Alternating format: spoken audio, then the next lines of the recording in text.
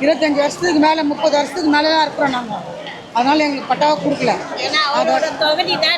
நாங்கள் இருக்கிறது கொளத்தூர் தொகுதி, ஸ்டாலின் ஐயா தொகுதியில் தான் இருக்கிறோம். நாங்கள் அந்த தொகுதியிலே எங்களுக்கு பட்டா வேணும்னு நாங்கள் வந்திருக்கோம்.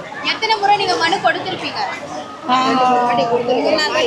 2-3 வாட்டி கொடுத்துருக்குறோம்.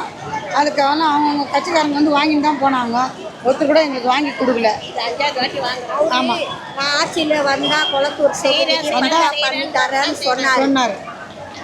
அப்போ கூட நாங்கள் காத்துன்னு தான் இருந்தோம். இது வரைக்கும் நாங்கள் காத்துன்னு அவர் தருவார்.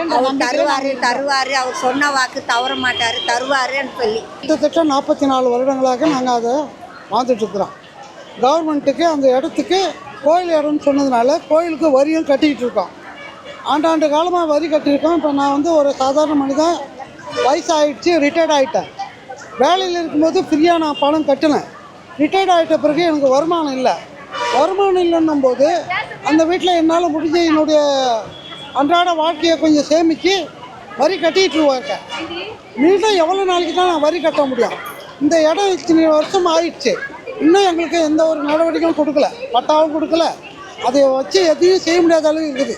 ஆனால் இந்த ஆட்சி வந்து அநியாய வாடகை வசூல் பண்ணுறாங்க. அந்த வாடகை எங்களால் கொடுக்க முடியல. அதுக்காக தான் இந்த போராட்டம்.